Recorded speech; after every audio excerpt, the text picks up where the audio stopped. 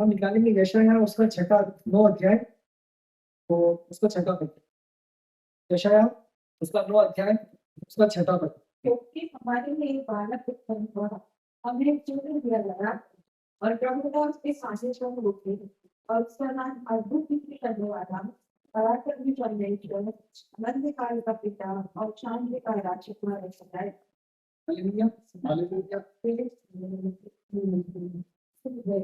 आइज़ाया 9:6 एक बार फिर से इस वचन को पढ़ लेना। यशायाह उसका 9 अध्याय उसका छठा पद, जोर से पढ़िए। क्योंकि हमारे लिए एक बालक उत्पन्न हुआ, हमें एक पुत्र दिया गया है और प्रभुता उसके कांधे पर होगी और उसका नाम अद्भुत युक्ति करने वाला, पराक्रमी परमेश्वर, अनंत काल का पिता और शांति का राजकुमार रखा जाएगा। हालेलुया। अगर आप निकालेंगे मत्ती मैथ्यू उसका पहला अध्याय और उसका 23वां पद। देखो एक कुंवारी गर्भवती होगी और एक पुत्र जनेगी और उसका नाम इम्मानुएल रखा जाएगा, जिसका अर्थ है परमेश्वर हमारे साथ है। हालेलुया। तो मैं आपका ध्यान शांति के राजकुमार की ओर लेके जाना चाहता हूँ। हमारे प्रभु का जो एक स्वरूप है वो है शांति का राजकुमार। हालेलुया। आज मैं ये इस वचन से ये बताना चाहता हूँ कि हमारा जो प्रभु है वो शांति का राजकुमार है। Hallelujah, hallelujah. मतलब अद्भुत शांति केवल और केवल यीशु मसीह के पास में है। हालेलुया। उसके अलावा कोई शांति नहीं देता है। और आज दुनिया में जिस चीज की हमको आवश्यकता है वो है शांति। हालेलुया। अगर हम देखें बिजनेस में, जॉब में, वर्किंग में, जो भी हम काम करते हैं, अगर हमारे जीवन में शांति नहीं है या उस काम में हमको शांति नहीं मिल रही है, कमा रहे हैं तो कम पड़ रहा है, कुछ उधार लेना पड़ रहा है, शांति नहीं है। जॉब में जा रहे हैं, कुछ-कुछ काम ऐसा मिल रहा है, हम उसको काम तो कर भी रहे हैं पर उसका हमको मतलब पूरा प्रतिफल नहीं मिल रहा है। हमसे बॉस नाराज़ है या जो हमको काम दे रहे हैं वो हमको परेशान कर रहे हैं या कुछ-कुछ हमारे कोई पीछे बुराई कर रहा है, शांति नहीं है। हम जो भी कमा रहे हैं, आखिरी में जाके कई बार उधार लेना पड़ रहा है, शांति नहीं है। सब कुछ अच्छा चल रहा है, एकदम से हम बीमार हो गए, इलाज में पैसा देना पड़ गया, पैसा चले गया, शांति नहीं है। एकदम मतलब ऐसी विकट समस्या एकदम से आ खड़ी होती है कि हम लोग सोचते हैं कि यार ये कैसे हो गया? हमारी शांति एकदम से चले जाती है। हम रोड पे जा रहे हैं, तो एक छोटी-सी गाड़ी ने हमारा एक्सीडेंट कर दिया। अब क्या हुआ? उससे झगड़ा हो गया, शांति चली गई। हम अपने जीवन में कई बार शांति को खो देते हैं। हमें शांति को कमाने के लिए हमको मतलब अगर हम करोड़ों रुपए से हम उसको खरीदे तो हम शांति को नहीं खरीद सकते। खरीद सकते हैं क्या? पर हमारा परमेश्वर हमें मुफ्त में शांति देता है। हालेलुया। हर सिचुएशन का जो अंत है वो शांति से हो सकता है। मैं आपको समझाना चाह रहा हूँ कि अगर हमारी परेशानी कितनी भी बड़ी क्यों ना हो, हमारी बेचैनी कितनी भी बड़ी क्यों ना हो, हमारी समस्या कितनी भी बड़ी क्यों ना हो, अगर हमारे पास शांतिदाता है तो उसका हल भी है। क्योंकि हमको उससे निपटने के लिए शांति चाहिए। अगर हमारा दिमाग शांत है, तो हम उस समस्या में से निकलने का हल ढूँढ सकते हैं, बराबर? या परमेश्वर हमको उसका हल बता सकता है। अगर हम अपनी समस्या को ही कोसते रहेंगे कि मेरे पास समस्या है, समस्या है, समस्या है और हम अपनी शांतिदाता की ओर नहीं देखेंगे, तो क्या हम शांति से निकल पाएँगे? अगर आज हम बीमार हैं और हम उस बीमारी से परेशान हो रहे हैं, हम उस बीमारी की मेडिसिन खरीद के नहीं खाएँगे, तो हम उस बीमारी से निकलेंगे कैसे? तो अगर मेरा पेट दुख रहा है और मुझे पता है कि पेट दर्द की दवाई तो होती है और मैं उसको लेना नहीं चाहता, तो क्या वो पेट दर्द दूर होगा? ऐसे ही हम जो मसीह लोग हैं ना, तो उनके लिए कि हमारे पास एक शांति वाला परमेश्वर है, जिसके पास हर मर्ज़ की दवा है, हर बीमारी की दवा है, हर प्रकार की अशांति की शांति है, जो हमको हर प्रकार से शांत कर सकता है। हम इतनी सारी प्रार्थनाएँ करते हैं, इतनी सारी दुआएँ माँगते हैं, क्या हमारी दुआ सुनी नहीं आती है क्या? हमारी दुआ सुनी नहीं आती है क्या? ऐसा कौन व्यक्ति है जिसकी दुआ कभी सुनी नहीं गई? वो हाथ खड़ा कर दे। जिसकी एक भी दुआ कभी यीशु मसीह ने सुनी ही, वो हाथ खड़ा करे। कोई ऐसा है जो बोले कि मेरी एक भी दुआ कभी नहीं सुनी प्रभु ने? ऐसा कोई है क्या? कोई है? इसका मतलब ये है कि हमारा ईश्वर जितना ईश्वर है वो हमारी प्रार्थना को सुनता है, वो हमें हर समय जवाब देने को तैयार है। फिर भी हम अपनी परेशानी को इतना बड़ा बना लेते हैं, इतना बड़ा बना लेते हैं कि बस मेरी जो परेशानी है वो इसलिए खत्म हो जाए, वो कभी खत्म नहीं होगी। क्यों? क्योंकि आपका ध्यान उस परेशानी पे, शैतान उसको बड़ा कर देगा। वो समान होगा जैसे हम जो पुराने इंजन की गाड़ी थी ट्रेन, उसमें जितना हम कोयला डालेंगे उतना वो तेज भागेगी। हमारी परेशानी का ध्यान लगाना है वो उसमें कोयला डालने के समान होगा, फिर उसको वो तेज रहेगी। और समाधान है हमारा ध्यान यीशु मसीह की ओर होना चाहिए। हालेलुया। अगर हमारा ध्यान हमारे शांतिदाता की ओर नहीं है तो कहाँ है? अगर हमारा ध्यान हमारे शांतिदाता की ओर नहीं है तो कहाँ है? परेशानियों पर। एक छोटा सा उदाहरण दूंगा मैं। ये सॉन्ग बुक है, ठीक है, और ये मेरी उंगली है, ठीक है। अगर मैं सॉन्ग बुक को यहाँ से देखूंगा, ये बड़ी है, पर मैं मेरी उंगली को अगर इसके पास में यहाँ पर मैं अगर देखूंगा तो ये सॉन्ग बुक छोटी हो गई, राइट। तो मेरी उंगली है छोटी, पर अगर मैं इसको यहाँ से मैं देखूंगा ना तो मेरी उंगली बड़ी हो गई और सॉन्ग बुक छोटी हो गई।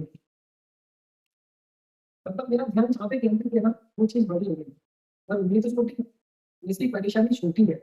हमारा ध्यान जब परेशानी में है ना तो परेशानी बड़ी हो गई, क्योंकि हम उस परेशानी से परेशान हुए। और शैतान नहीं चाहता कि हम परेशान होते रहें, हमारी शांति चले जाए।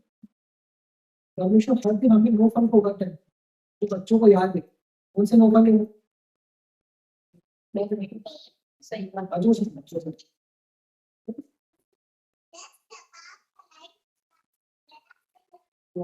ये सब शांति के पल, हमारे शांति के वो पल जो प्रभु को शांति के साथ देता है कि हम इनको खाए, प्रेम आनंद धीरज नम्रता भलाई करुणा संयम। और क्या होता है जब हमारी शांति चली जाती है ना ये सब भी चली जाती है। हम में से ऐसे लोग भी हैं जो कई बार टूटू में गाली बकते थे, और बाइबल में कहता है कि जो खली बकता है ना अपने मुंह का अक्षर बोलता है ना वो कभी सुखी नहीं कर उसके जीवन में बेचैन बन नहीं, क्योंकि उन्होंने अपने मुंह से क्या करा है, किस मुंह से अपने को आशीष देना है, स्तुति करना है, उससे गाली बकती। तो शैतान काम तो अपने मुंह से कर दिया, आपके जीवन में शांति नहीं है। जिसने सुना उसको तो भी क्या होगा, अभिशाप आएगा, क्योंकि आपको तो आशीर्वाद देना था। यीशु मसीह क्यों बोलता है कि तेरा भाई अगर तेरा तेरा गुनाह करे तो उसको 7 के 70 गुने और 70 के 70 गुने तो उसको क्षमा कर। हम तो अपने मुंह से उसको अपशब्द नहीं बोलते, क्योंकि हम आशीष के भागीदार हैं। अगर हम अपने मुंह से अपशब्द बोल देंगे ना तो हमारी शांति से बोलते। उसने हमारे ऊपर कीचड़ फेंका, हम साफ कर दें, और अगर हम भी उठा के कीचड़ फेंकेंगे तो क्या होगा, हमारे हाथ में नहीं हो जाए। तो यीशु मसीह शांति का राजकुमार है, उनको शांति देना चाहता है। हालेलुया। अगर हम न्याय व्यवस्था पढ़ेंगे तो उसमें 26वें अध्याय के 6ठे पद को हम पढ़िए, उसमें क्या लिखा है? न्याय व्यवस्था 26 का 6। और मैं तुम्हारे देश में सुख चैन दूंगा और तुम सोओगे और तुम्हारा कोई डराने वाला ना हो, और मैं उस देश में दुष्ट जंतुओं को ना रहने दूंगा और तलवार तुम्हारे देश में न चले। हालेलुया। इतनी बड़ी आशीष एक बार फिर से जोर से बढ़ने लगी, और मैं तुम्हारे देश में से पढ़ी। और मैं तुम्हारे देश में सुख चैन दूंगा और तुम सोओगे और तुम्हारा कोई डराने वाला ना हो, और मैं उस देश में दुष्ट जंतुओं को ना रहने दूंगा और तलवार तुम्हारे देश में ना चलेगी। हालेलुया। ऐसा महान परमेश्वर हमारा, कि हमारे देश में मतलब हम जहाँ पर हैं, जहाँ भी हम रहेंगे वहाँ पे सुख और चैन परमेश्वर देता है। मैं आपको कुछ ऐसे वर्ष बताऊंगा जिसमें लिखा है परमेश्वर ने उस देश को सुख और चैन को दिया। दानियल के समय में परमेश्वर ने सुख और चैन को दिया। जब परमेश्वर ने अपने काम को पूरा किया कि सुख और चैन हो, हम यहोशू देखते हैं तो यहोशू के 11 अध्याय उसके 23 में लिखा है कि देश को लड़ाई से शांति मिली। और 14 के 15 में लिखा है कि फिर देश में शांति हुई और लड़ाई से उसको शांति मिली। और न्यायों उसके 3 के 11 में और 3 के 30 में लिखा है कि देश में 40 वर्ष तक शांति बनी रही, और 3 के 30 में लिखा 80 वर्ष तक देश में शांति बनी रही। ये शांति देने वाला कौन है? परमेश्वर। दाऊद को परमेश्वर ने बोला, अगर हम पहला इतिहास उसका 22वां अध्याय 9वां पद जाने तो उसमें एक प्रतिज्ञा परमेश्वर ने दी है शांति की। पढ़िए इसको, पहला इतिहास 22वां अध्याय और 9वां पद। एक पुत्र एक पुत्र उत्पन्न होगा जो शांत पुरुष होगा, और मैं उसको चारों ओर के शत्रुओं से शांति दूंगा। उसका नाम सुलेमान होगा और उसके दिनों में मैं इस्राएल को शांति और चैन दूंगा। हालेलुया। मैं तुझे एक पुत्र दूंगा, वो शांत पुरुष होगा। बोल रहा हूँ शांत, और उसके समय में उसके चारों ओर के शत्रु से तुझे उसे शांति दूंगा। उसको क्या लिखा है उसपे, उसके चारों ओर के शत्रु से तुझे शांति दूंगा और उसके दिनों में इस्राएल चैन और शांति से रहेगा। मतलब चैन और शांति देने वाला कौन है? परमेश्वर। दाऊद फंसा होता परेशानियों में, कभी उसका शाऊल जो उसका शत्रु था उसका दुश्मन बन गया, कभी उसका बेटा उसका दुश्मन बन गया, कभी और लोग उसके दुश्मन बन गए, कभी हवा लेके आ गए, कभी फलिश्ती आ गए, वो लड़ता रहा। पर परमेश्वर उसको प्रत्येक में अपनी कि तेरा जो बेटा है उसको मैं शांति दूंगा, उसके राज्य में शांति दूंगा, कि जीवन में शांति होगी। परमेश्वर लड़ाई भी दे सकता है, परमेश्वर शांति भी दे सकता है। हमको समझना है कि हम परमेश्वर से क्या ले रहे हैं। हालेलुया। कई बार क्या होता है, मेरी बात को बुरा मत मानना, पर हमारी प्रार्थनाएं परमेश्वर को समझने वाली होती है। हे प्रभु तू ऐसा कर दे, तुम ऐसा कर दे, प्रभु तू ऐसा कर दे, तू ऐसा कर दे। होती है भी नहीं होती है। हम परमेश्वर को कई बार कमांड भी करते हैं, प्रभु यीशु के नाम में ऐसा हो जा, यीशु के नाम में ऐसा हो जा। परमेश्वर को तो सब मालूम है, और परमेश्वर ने जो हमको सही तरीके से प्रार्थना करना सिखाया ना, अगर हम उसको समझ लेंगे तो हम समझेंगे कि हम सब कुछ किस तरीके से परमेश्वर को ले सकते हैं। ठीक है, उस पर हम निकालेंगे फिलिपियों उसका चौथा अध्याय। जब हम परमेश्वर से प्रार्थना में मांगना कैसे,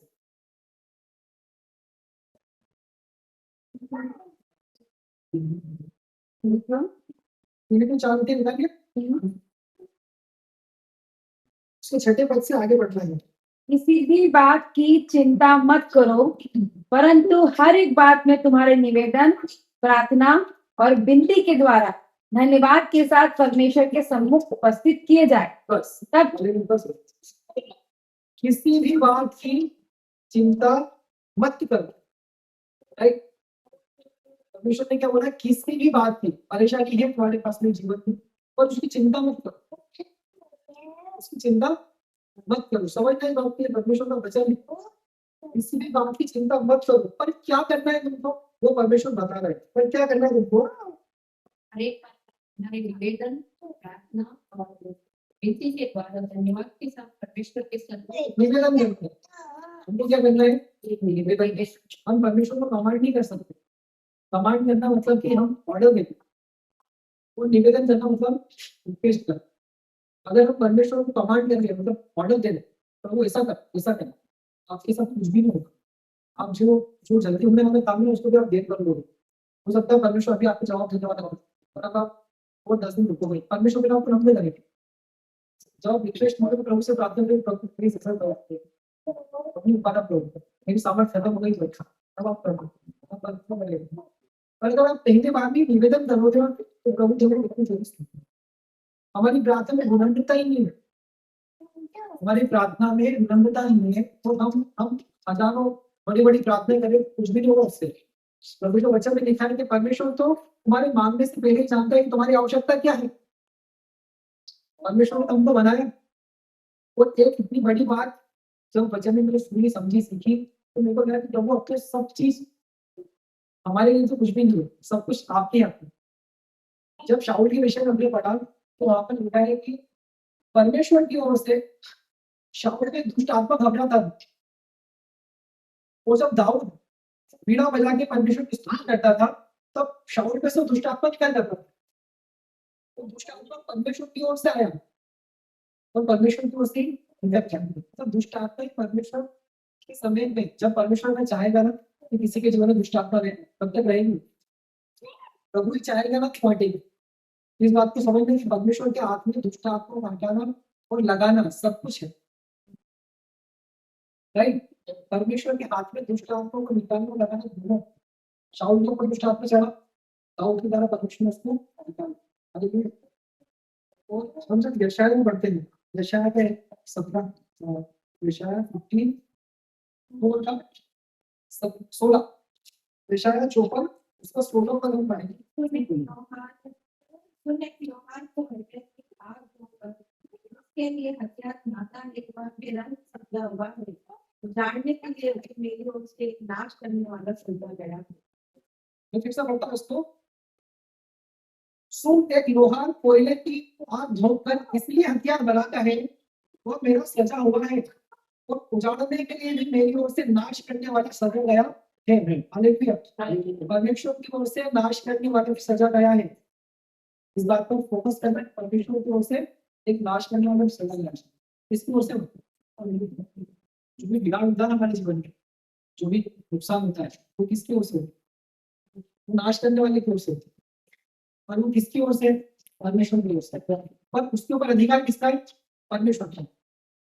जब दाऊद ने बुरा करा, तब एक मतलब एक वचन में लिखा है कि नंगी तलवार निकली और उसको एक स्वर्गदूत दिखा जो उसके ऊपर तलवार चलाने पड़ी।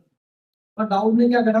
दाऊद ने परमेश्वर को वेदी बनाकर उससे माफी मांगी कि प्रभु, मैंने जैसे जो आचार थी मैंने पूरी नहीं करी, या तो मैं अपने शत्रुओं के हाथ से बनूं या मैं परमेश्वर के हाथ पे आ जाऊं। तो परमेश्वर के हाथ में जानना उसने अच्छी बात समझी, इसलिए उसने परमेश्वर से विनती करी और वो जो दूत था वो हट गया। मतलब ये है कि परमेश्वर अगर चाहेगा ना तो हमारा नाश हो जाएगा। तो परमेश्वर ऐसा नहीं चाहता है। परमेश्वर हमको बचाना चाहता है। परमेश्वर हमको हमेशा अपने हाथों में ले जाना चाहता है। परमेश्वर हमको शांति देना चाहता है। अगर हम उसकी शांति को नहीं समझेंगे तो अशांति लेके आने वाले भी हम खुद होंगे। मेरा कहने का मतलब ये है कि परमेश्वर के ऊपर अगर हम अगर अपनी शांति, परमेश्वर को हम शांति के रूप में नहीं देखेंगे ना, तो वो डिफेंडर, वो हमारा मतलब वो बदला लेने वाला भी परमेश्वर है। वो जब आएगा तो बहुत खतरनाक तरीके से हमको उधेड़ देगा कि मैंने तुझे वचन भेजे हैं, मैं कितनी बार तुझे समझाऊं। कोई माता अपने बच्चे को कुछ पढ़ा रही है तो वो नहीं सीख रहा तो वो उसको थप्पड़ भी मार देती है। एक ही बात को 10 बार बता चुकी हूँ तो बाद में वही गलती करना है। कोई भी अगर टीचर भी अपने बच्चों को कुछ सिखा रही पढ़ा रही हो नहीं समझता है तो थप्पड़ मारते हैं। समझ, ऐसे नहीं तो ऐसे तो समझ। कहने का मतलब है कि जो वचन में आपके साथ लिखा है उस वचन के द्वारा अगर हम परमेश्वर को उस महिमा के साथ अगर हम देखते हैं कि वो मेरे शांति का राजकुमार है, मुझे शांति केवल वही दे सकता है और उसके पास में मेरे हर एक समस्या का हल है। तो हमको उस परमेश्वर से उस प्रकार से विनती और निवेदन करना है कि हमारी प्रार्थना उस तक सुनी जाए और परमेश्वर को काम करने के लिए पूरा मौका देखें। अगर केवल परमेश्वर से प्रार्थना करने का मतलब अपनी तरीके से उस समस्या का हल ढूंढने लगेंगे तो आपकी समस्या हल नहीं होगी। होगी क्या? आप कोशिश करोगे। कितने लोगों को अच्छा खाना बनाना आता है ना, अच्छी डिश बनाना आती है। अगर वो उस दिन उसी डिश को बना रहे हैं कि मैं आज अच्छा खाना बना के अपने परिवार को खिलाऊंगा या जो भी मेहमान बुलाए उनको खिलाऊंगा, तो उस डिश के अंदर उस खाने को बनाते समय किसी और को मसाले डालने नहीं होंगे। लेकिन क्या नहीं, जो आपका वेस्ट है ना वो आप ही करो। तो उसके पीछे कारण क्या है? अगर वो सब्जी अच्छी नहीं बनी या वो खाना अच्छा नहीं बना तो दुख किसको होगा? आपको। पर अगर उससे किसी को खाकर अच्छा लगा, आनंद आया, तो खुशी भी किसको होगी? आपको। परमेश्वर पूरी महिमा लेने वाला परमेश्वर है। परमेश्वर ने कहा मैं अपनी महिमा किसी और को ना दूंगी। अगर आपने निवेदन करा है प्रभु से, प्रार्थना करके उस पर विश्वास करा है ना, तो उसको पूरी तरह से काम करने के मौका भी दो, उसको समय भी दो।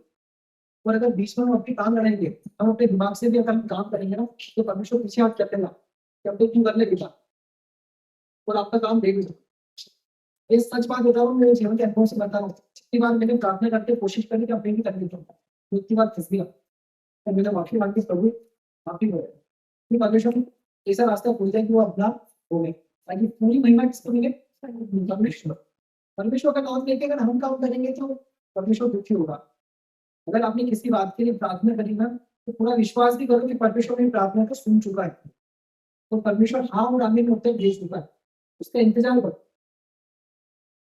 कोई सब्जी जल्दीबाजी में बनेगी तो अच्छी बनेगी क्या? और जो सब्जी लेट बन रही है उसमें पकने में समय लग रहा है, मसाले में समय लग रहा है और चीजों में समय लग रहा है, वो सब्जी का टेस्ट भी उतना ही होगा। सही बात है नहीं? ये सब्जी का बिजनेस अच्छे अच्छे को बैठे अपने बीच में बड़ी बड़ी धन्यवाद करता हूँ। परमेश्वर शांति का राजकुमार है जो अपना आपका ध्यान उस परमेश्वर के पीछे करता हूँ जिसने मदद सही था तेरे से चाबी मिला के तेरे शेर सोते और इलाके से मुझे शांति मिलती है। तो मेरी शत्रुओं के सामने मेरे लिए एक मेज बिछाता है। वो आपके शत्रुओं के सामने आपके लिए मजबूत बिछाएगा। आपको लज्जित नहीं होने देगा, आपको झुकने नहीं देगा, आपको गिरने नहीं देगा। आपके शत्रु उस समय जब आपका नाम ऊंचा होगा ना, तो वो सब लज्जित होंगे, शर्मिंदा होंगे, क्योंकि आप उस परमेश्वर के बेटा और बेटी हो। वजह से 29 के 11 में लिखा है, जब वो अपनी प्रजा को शांति की आशीष देगा। वजह से 37 के 11 में लिखा है, और बड़ी शांति, उसकी प्रजा को बड़ी शांति के कारण वो आनंद मनाएंगे। नीति वचन 15 के 4 में लिखा है, शांति देने वाली बात जीवन का लक्ष्य है। तो परमेश्वर के वचनों में शांति होती है। हालेलुया। और भजन संहिता 119 का 165 हम निकाल के पढ़ते हैं। भजन संहिता 119 से 165।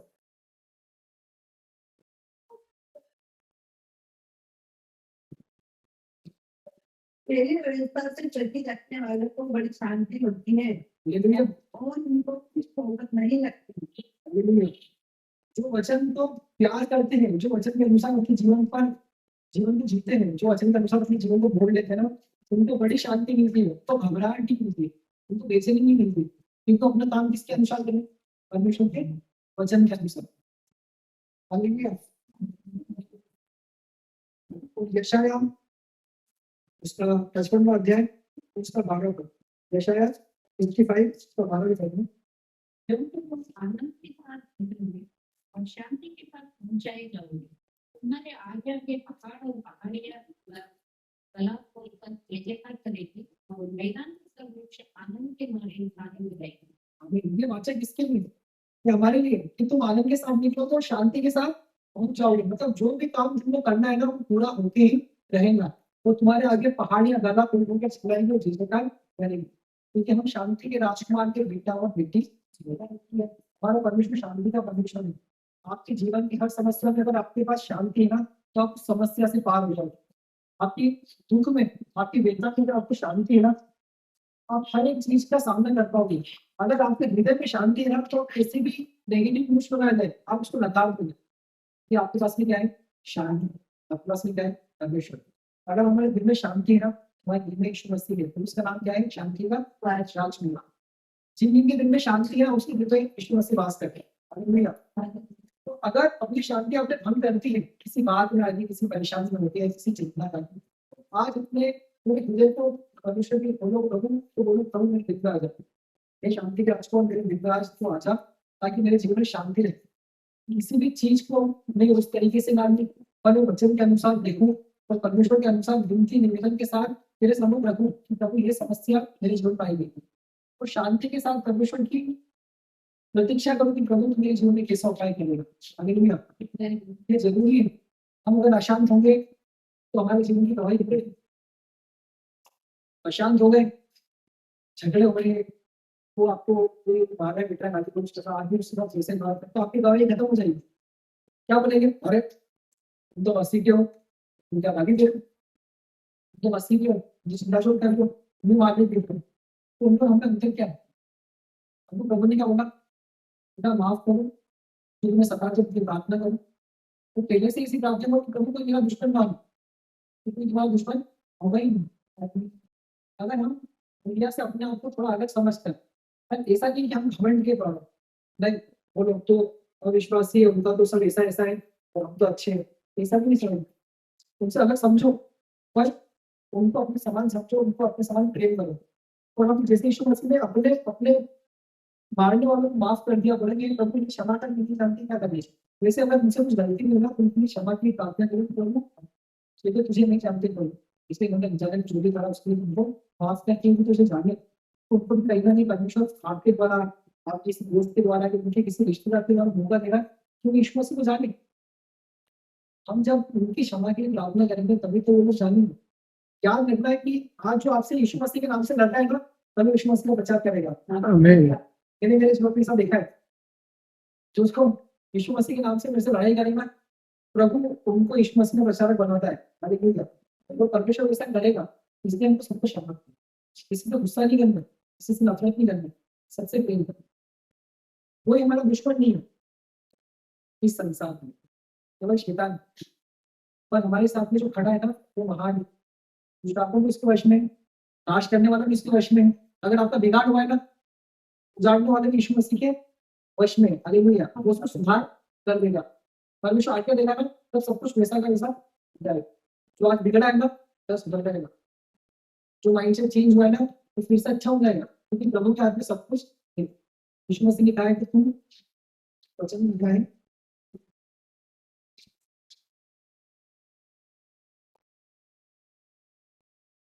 यूहन्ना में लिखा है,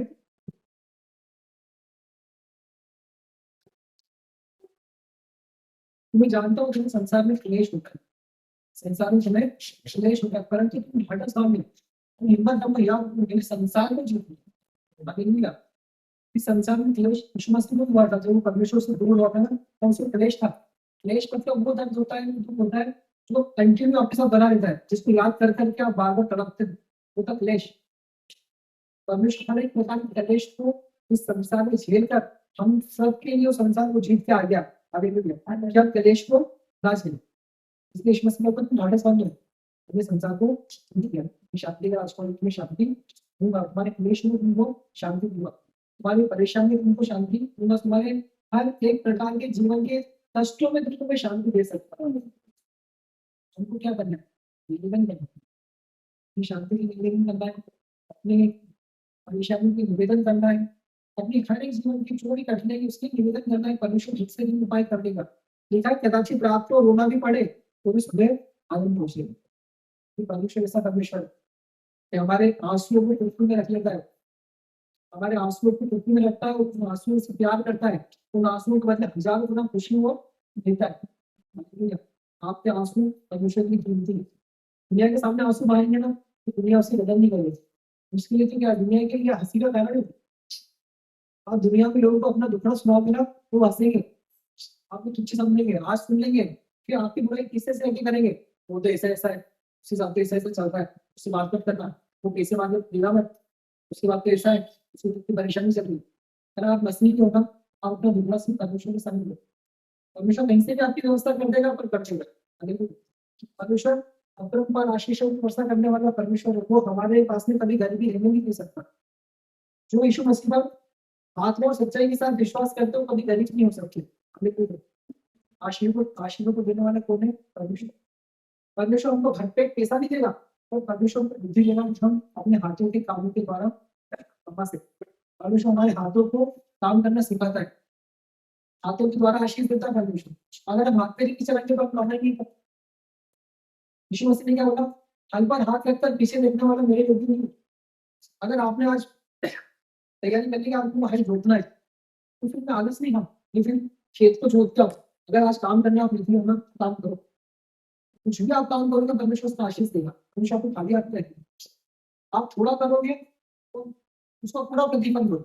हालेलुया। जब ये अकाल के समय होते हैं ना जीवन में, अकाल मतलब जब हम कभी घटी होते हैं, वो समय हमारे पलटता होता है, वो हमारी ब्लेसिंग का समय होता है। जब अकाल के समय में, कमी घटी के समय में हम होते हैं ना परमेश्वर के राज्य के लिए, जब देते हैं अपनी कमी घटी में से, वो पैसा आपकी यूज में आ सकता है, पर आप फिर भी ये सोचते नहीं मेरे को परमेश्वर को देना है। आप जब उसमें से देते हो ना, परमेश्वर उसको देखता है, तो परमेश्वर उसी में से आपको आशीष देता है। कितने लोग परमेश्वर को भवन बोलते हैं ना, वो बीज है, वो आज ही कल बढ़ेंगे, कल आपको परमेश्वर आशीष को कर देगा। आज भले आपने 10 रुपये बोए हो और विश्वास के साथ बोएंगे तो वही बीज है मेरा, मेरी कमी घटी में बीज है प्रभु, इसको तुम ध्यान कर। परमेश्वर कर आपको 10,000 रुपये वाला बना देगा, परमेश्वर कर आपको लाखों जो देगा, इतना देगा, परमेश्वर की कमी नहीं होगी। मतलब आप बुरा स्वीकारोगे ना तो भी कमी होगा आगे भी। और उस विश्वास को परमेश्वर देखना चाहते हैं कि मेरे कमी घटी में मेरे लिए विश्वास की बिल्कुल नहीं है।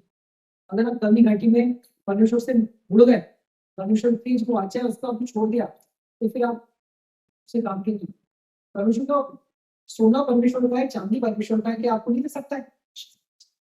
पूरी दुनिया के हीरे जवाहरात कहाँ से आए? जमीन में से। जमीन किसकी है? परमेश्वर की। उगाया किसने? परमेश्वर ने। जो सब्जियां खाते हैं वो हम खुद उगा के खा सकते हैं क्या? अगर कोई बीज आपने बोया उसको परमेश्वर बढ़ाएगा ही नहीं, वो उगेगा ही नहीं। अगर उसमें फल ही नहीं आएगी तो हम क्या खाएंगे? अगर हमने गेहूं बोया तो गेहूं आएगा, पर हमने गेहूं बोया तो वहां पे घास आ जाए, सिर्फ घास ही घास उगे तो हम खाएंगे क्या कुछ? परमेश्वर इतना महान है कि वो जमीन में हम जब कुछ बोते हैं ना तो उसको उगाता है, तो हम जब परमेश्वर के भवन में बोते हैं तो उसको नहीं उगाएगा। जब हम सीधा से देंगे ना तो उल्टा को पता नहीं पड़ेगा, तब परमेश्वर आशीष देगा। जब हम देंगे ही नहीं तो आशीष कैसे आएगी? परमेश्वर के जीवन का एक भी बच्चा गरीब नहीं हो सकता। अगर वो वचन को फॉलो कर रहा है, तो वचन के अनुसार अपने जीवन को जीना है, तो कभी गरीब नहीं हो सकता, वो कभी किसी से मांग नहीं सकता है।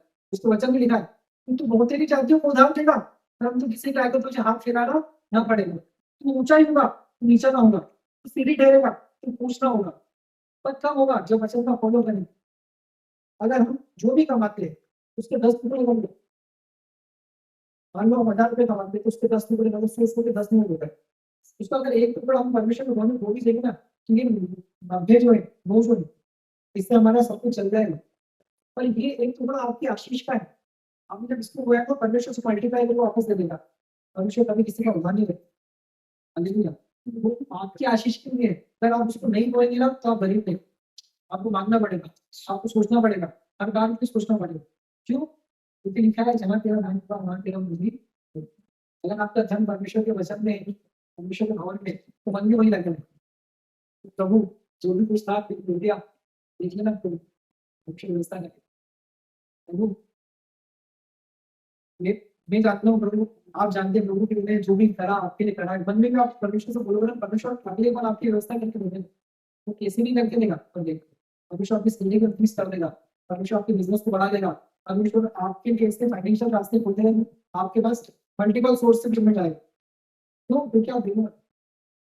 परमेश्वर तो सिर्फ हमारे मन को देखना चाहता है कि हमारा धन के ऊपर मन है कि परमेश्वर के ऊपर मन है। अगर हमारा मन परमेश्वर के साथ में ना, तो परमेश्वर आपको करोड़पति के अलग अलग पति बना सकता है। हालेलुया। अगर आपका मन धन की ओर है, बस पैसा मिल जाए तो मैं सब कुछ करूंगा, तो पैसा मिल भी जाएगा ना तो फिर आप उसे खा नहीं पाओ। परमेश्वर ऐसी बीमारी करते हैं कि हम हमारे पेट में कुछ भी ज्यादा कुछ नहीं पाते, हार्ट टूट गया, क्या करेंगे? मतलब ये है कि परमेश्वर हर एक चीज का दाता है, वो शांति का दाता है, वो समृद्धि का दाता है। परमेश्वर से आप जो चाहते हो आप ले सकते हो। पर एक स्टैंडर्ड है परमेश्वर का, उसके स्टैंडर्ड के अनुसार हमको अपने जीवन में मांगना है। पर केवल ये नहीं मांगना है कि हम अपने नहीं मांगे, तो दूसरों के लिए मांगते हैं, क्या जो दूसरे की सीखता है उसकी भी सीखी जाएगी। हम केवल अपने नहीं मांगे, और जो भी फंसा है, परेशानी दुखी होती है मांगे, तो जब दे दे परमेश्वर तो उनको दे भी दो। पहले किसी को मत बताओ, वो तुम्हें करो, परमेश्वर देख रहा है। पर जब आप सिर्फ अपने ही ऊपर केंद्रित होकर प्रार्थना करोगे तो परमेश्वर तो स्वार्थी मिलेगा ना आपको। क्योंकि जब प्रार्थना करता है तब तेरे लिए प्रार्थना करता है, जब तू प्रार्थना करती है तब तो अपने लिए प्रार्थना करती है, जब तू प्रार्थना करती है मेरे प्रभु मैं चंगी हो जाऊँ, मेरा प्रभु मेरा घर बार अच्छा मेरा घर बार अच्छा हो जाए, मेरे ये हो जाए, मेरे को हो जाए, मेरा मेरी, ये प्रार्थना को पूरी दुनिया कर ली है। मैं क्या करूँ? यीशु मसीह ने कभी अपने लिए प्रार्थना करी क्या? एक बार करी यीशु मसीह कि प्रभु हो सके तो ये प्याला कहीं जाता, फिर भी मेरी नहीं, तेरी इच्छा केवल एक बार, फिर भी मेरी नहीं तेरी इच्छा पूरी। क्योंकि परमेश्वर आया इसके था कि वो दे, अपने जीवन को दे, अपने आप को दे दे। वो जब दे दिया तो उसका इस्तेमाल आप करो ना, परमेश्वर को वैसा दो। यीशु मसीह की जिंदा खुदा है। जैसे मैंने आपसे पूछा था कि ऐसा कोई है क्या जिसकी प्रार्थना कभी प्रभु ने तो सुनी हो? एक भी प्रार्थना नहीं सुनी, कोई भी नहीं है। ये तो सब प्रार्थना करने सुनी, धन्यवाद बोलो परमेश्वर को। अगर हम में ऐसा कोई है जिसकी प्रार्थना ही नहीं सुनी तो हो सकता है क्या यीशु मसीह खुदा ही। और जितने लोग मसीह में आए तो यीशु मसीह पर विश्वास कर उन सबकी प्रार्थना परमेश्वर ने सुनी। तो जैसा उनको बताया जाता है कि प्रभु तुम्हारे जीवन में बदलाव को देगा, बदल देगा तुम्हारी परिस्थिति, उसको बदल देगा। हालेलुया। हालेलुया। हालेलुया। जितना परमेश्वर हमारा है, शांति का परमेश्वर हमारा है, हमको उससे निवेदन और विनती करना है, ना कि हमको उसको ऑर्डर देना है। हमको परमेश्वर में हमेशा आनंदित रहना है। अगर ये फिलिपियों 4 अध्याय आपको निकाल रखा है तो उसके 4 और 5 पद को भी पढ़ लीजिए। 4 और 5 पद, फिलिपियों 4 अध्याय से 4 और 5 पद। प्रभु में सदा आनंदित रहो। मैं फिर कहता हूँ आनंदित रहो। तुम्हारी कोमलता सब मनुष्यों पर प्रकट हो। प्रभु निकट है। किसी भी बात की चिंता मत करो, परंतु हर एक बात में तुम्हारे निवेदन, प्रार्थना और विनती के द्वारा धन्यवाद के साथ परमेश्वर के सम्मुख उपस्थित किए जाए। तब परमेश्वर की शांति जो सारी समझ से परे है, तुम्हारे हृदय और तुम्हारे विचारों को मसीह यीशु में सुरक्षित रखेगी। अभी हालेलुया। इसके 6 पद को हम जब ध्यान करेंगे तब लिखा है कि किसी भी बात की चिंता मत करो, किसी भी बात की चिंता मत करो। अगर हम उसके विपरीत चिंता करके सारी चीजों को कर लेना तो फिर हम परमेश्वर के वचन को पहले ही दिन खत्म करेंगे। हम पढ़ लेंगे, सब कुछ कर लेंगे, प्रार्थना भी कर लेंगे, और अगर हम चिंता करें ना तो ये मान के चलो कि आप अविश्वास के साथ में काम कर रहे हैं, आपकी प्रार्थना की सही नहीं। किसी बात की चिंता मत करो। प्रभु ने बोला ना अब तक बोझ मुझे डाल, 365 बार देखा बाइबल में कि अपनी चिंता मत करो। आज तो प्रभु ने एक बात मान, तुमने एक बात मान, चिंता नहीं करना। एक दिन में एक बार अगर मांगेंगे ना तो 365 दिन के लिए अपने पास बचा नहीं है, इसलिए बात की सुनिए। और एक बार बिना चिंता के साथ अपने निवेदन, विनती, प्रार्थना, धन्यवाद के साथ परमेश्वर को दो, फिर देखो परमेश्वर कैसे तभी तो हम बोले चिंता को अपना बोझ किसी पर डालो, किसी को उठाना। वो 5वें पद में लिखा है कि तुम्हारी कोमलता, तुम्हारा प्रेमी स्वभाव, सतर्कता, तुम्हारी कठोरता, जैसे कि अभी हमने बात करी, गाली गलौज करने की, झगड़े करने की, बुरा होना बोलते थे, ईर्ष्या करने की, ईर्ष्या करते हैं, जलन करते। अगर हमारे अंदर से कोमल स्वभाव प्रकट नहीं हो रहा है, तो लोग हमको देख के अगर जैसे संसार का व्यक्ति है, वैसे अगर हमको भी अगर आग रहे हैं, तो कहीं ना कहीं हमारे अंदर बनती है, हमारे अंदर परिवर्तन नहीं होगा। हम परमेश्वर के साथ प्रॉपर नहीं है, तो समझना है कि कहाँ पर खड़ा क्या और नम्र कर प्रभु से बोलो, प्रभु मुझे मेरा मन जैसा आप चाहते हैं वैसा होगा। परमेश्वर बताए तो देने वाला नहीं है ना, तो लेने वाला भी मिल सकता है। परमेश्वर ऐसा नहीं करेगा, दिया करो तो तुम्हें भी मिलेगा, दिया करो तो तुम्हें भी मिलेगा। जिस नाप से तुम नापते हो उस नाप से तुम्हारे लिए भी नापा है। अगर हम एक मुट्ठी फोड़ के मतलब भर के चावल दे दो, परमेश्वर अपनी एक मुट्ठी भरकर को चावल दे, अब आपकी मुट्ठी और परमेश्वर की मुट्ठी में अंतर देख लो आप। हालांकि जो भी करो खुले दिल से करो, तो ये जान के करो, हम जो भी कर रहे हो परमेश्वर की महिमा के लिए कर देता है, अपनी बढ़ाई की नहीं, परमेश्वर की महिमा के लिए सब कुछ गुप्त में करो। किसी को बताओ परमेश्वर को मालूम है ना, बस आपके काम हो जाएगा। हालेलुया। वैसे बोलने वाले नहीं है तो हम बोलने वाले को परमेश्वर आपको इतना बढ़ाएगा कि आप आने वाले समय में हो सकता है इसी 4 घरों में लगा के दे। हालेलुया। कुछ कर सकता है। हमारी परेशानी को बड़ा मत करो, हमारी परेशानी को हम छोटा करो, अपने परमेश्वर को बड़ा करो। हालेलुया। आपकी बीमारी कितनी बड़ी तो ना हो, परमेश्वर से छोटी। अगर कुछ बिगड़ गया है, तो बिगाड़ने वाले का भी अधिकार परमेश्वर के हाथ में है, क्योंकि लिखा है यहाँ पर उजाड़ने के लिए भी मेरी ओर से एक नाश करने वाला सजा है। तो परमेश्वर उसको आज्ञा देगा कि बेटा जो भी तू उजाड़ा है ना, अब सब बंद कर, अब कुछ उजाड़ना मत किसका। लिखा है ना उसके वचन में बोला ना कि तुम्हारे देश में सुख को, चैन को दूंगा, उसके वादे पर विश्वास कर। तो हमारे देश में सुख और चैन को देगा। सुख और चैन के लिए जब पूजा के कम से कम 300 से ज्यादा वर्ड मुझे मिले जहाँ पर लिखा है सुख और चैन देगा। सुख और चैन, शांति, सुख और चैन और शांति, इतना महान परमेश्वर की हर दिन के लिए शांति और सुख चैन देने को तैयार है। क्योंकि चिंतित है, जो परेशान है, वो पागल गिड़गिड़ाते हैं, परमेश्वर से प्यार करो, प्रभु शांति का राजकुमार है, उसकी शांति को अपने अंदर रखो, जब हमारे जीवन से प्रभु को प्रकट होने दो, तब परमेश्वर इतना करेगा कि हम इस बात को परेशान होने की आवश्यकता नहीं होगी। हालेलुया। हालेलुया। सब बातों के लिए प्रभु का धन्यवाद। परमेश्वर के वचन के द्वारा आप सबको आशीष मिले।